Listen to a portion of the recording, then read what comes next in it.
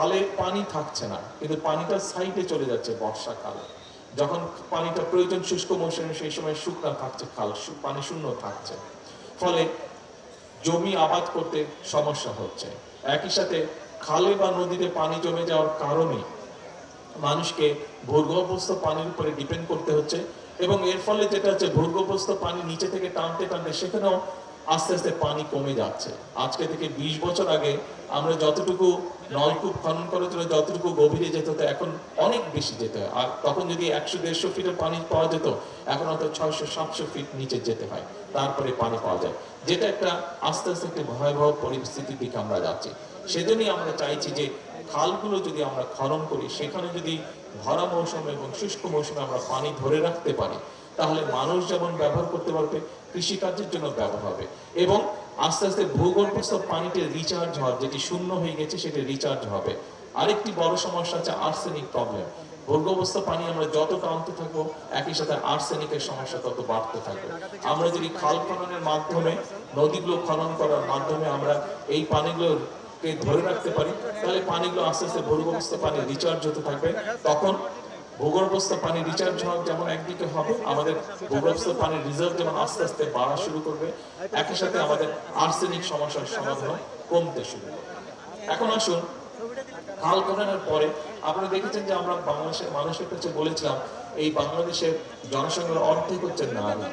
এই নারীদেরকে যদি আমরা পেছনে ফেলে রাখি, পুরুষদের পাশাপাশি যদি নারীদেরকে আমরা স্বাবলম্বী করে গড়ে তুলতে না পারি, তাহলে এত বড় দেশ, 20 কোটি মানুষের দেশ আমাদের, 20 কোটি মানুষের এই দেশ মানে বিশাল বড় একটি দেশ, এই দেশকে আমরা সামনে এগিয়ে নিয়ে যেতে পারবো না, আমরা যত কথা বলি, যত পরিকল্পনাই করি না কেন।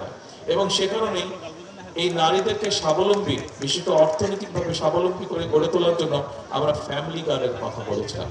আমাদের হিসাবে বাংলাদেশে প্রায় 4 কোটি পরিবার রয়েছে, এবং আমরা মনে করি শহর গ্রাম, মধ্যবিত্ত, নিম্ন মধ্যবিত্ত, নিম্নবিত্ত সবকিছু মিলিয়ে প্রায় 4 কোটির মতন পরিবার রয়েছে।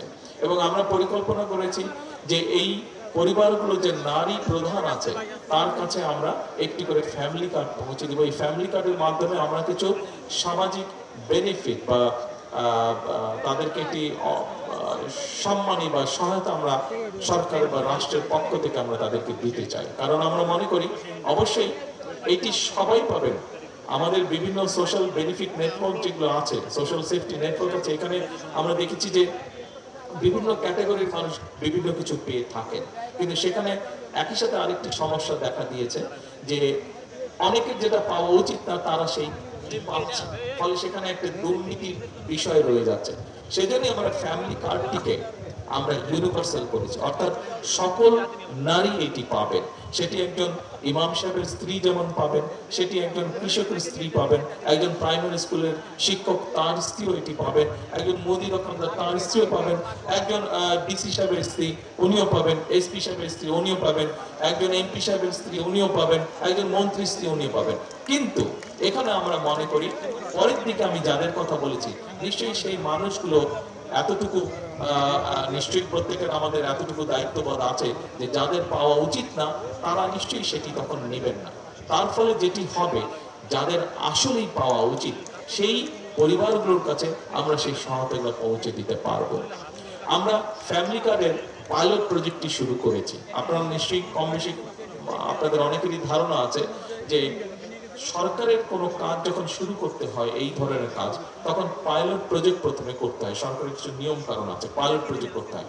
সেই পাইলট প্রজেক্টের অধীনে আমরা অলরেডি এর মধ্যেই ফ্যামিলি কার্ডের কাজ শুরু করেছি, এবং দিনাজপুরে আমরা আমাদের দিনাজপুর 6 না, দিনাজপুর 6তে আমরা এই ফ্যামিলি কার্ডের যে পাইলট প্রজেক্ট শুরু করেছি। 10টি জায়গায় আমরা বাংলাদেশের 14টি জায়গায় না 14টি জায়গায় রয়েছে, 15টি জায়গায় আমরা শুরু করেছি পাইলট প্রজেক্ট। তার মধ্যে দিনাজপুর 6, অর্থাৎ আমাদের ডাক্তার জাহিদ সাহেবের যে এলাকাটায়, সেখানে আমরা শুরু করেছি। বাংলাদেশের টোটাল 37,000 মানুষকে আমরা এই ফ্যামিলি কার্ডের আওতার মধ্যে নিয়ে এসেছি। এটি আমাদেরকে একটি সময়, কয়েক মাস সময়, 2 মাস 3 মাস সময় দেখতে হবে এটির কি ফলাফল হয়। সরকারের কিছু নিয়ম কারণ আছে যেটি আমি আগে উল্লেখ করছি।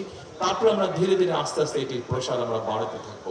অর্থাৎ আমাদের যেই কমিটমেন্ট ছিল এবং যেই লক্ষ্য, অর্থাৎ বাংলাদেশের নারীদেরকে এম্পাওয়ার করা, তাদেরকে স্বাবলম্বী করে তোলা, এটি আমরা ধীরে ধীরে এই কাজ শুরু করেছি।